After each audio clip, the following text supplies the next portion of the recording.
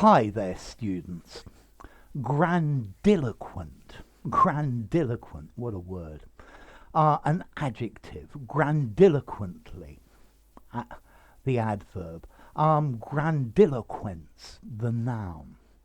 Okay, if somebody uses grandiloquent language or grandiloquent words, they're using long, complicated words in order that people admire them or it attracts attention to them. And very often to make something seem bigger or more important than it really is. So she made a speech which was full of grandiloquent language, okay, using huge long words. I think most of the people didn't understand what she meant. The grandiloquence of her words confused people. She spoke grandiloquently. Notice this word grandiloquent, it's mostly critical. It's disapproving, saying that they're using long complicated words when they're just not necessary. And I think in English it's important to try to use the right words in the right places. You need the right tone. I was thinking about this word grandiloquent as opposed to the word eloquent. Somebody who's eloquent speaks very well. They choose the right word, they use good language, and their meaning is very clear. And eloquent is very positive. But if somebody's grandiloquent, they're going over the top. Yeah, they're using language that is overblown, it's inflated and pompous. Okay, so yeah, grandiloquence, using pompous, bombastic words. He indulged in the use of grandiloquent language. The grandiloquence of his language was just too much.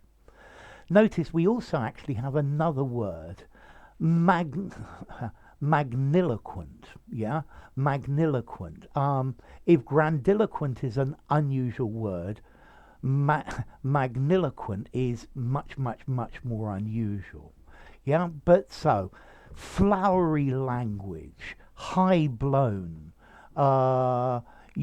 using using things that are just too long and complicated, too flowery. Using esoteric words, yeah, so that you sound pompous. Okay, so grandiloquent, it's particularly used to talk about writing or the language somebody is using. Yeah, so using language in a showy way or using an excessive amount of difficult long words in order to impress other people. Yeah, so bombastic and turgid. Yeah, his grandiloquence is annoying. I wish he'd just call a spade a spade. Okay, what about formality? This word to me, grandiloquent, sounds very literary and pretty formal. I think I'd give it probably a 7.5 in formality. I think magniloquent, I would probably give an 8.5 in formality. So don't use grandiloquent in an informal conversation. Yeah, he used posh long words. Yeah, something like that. He speaks in a very complicated way. And then as to origin, well, it comes from Latin grandiloquus, grandis, big, full of, and loquens from loquor, to speak. So to speak full of great words, or speak great, speak full of great things. So I hope my explanation has not been too grandiloquent and you've been able to follow what I said easily. Enough. If you enjoyed the video, give it a rating, subscribe to my channel, and I'll see you soon. Bye for now.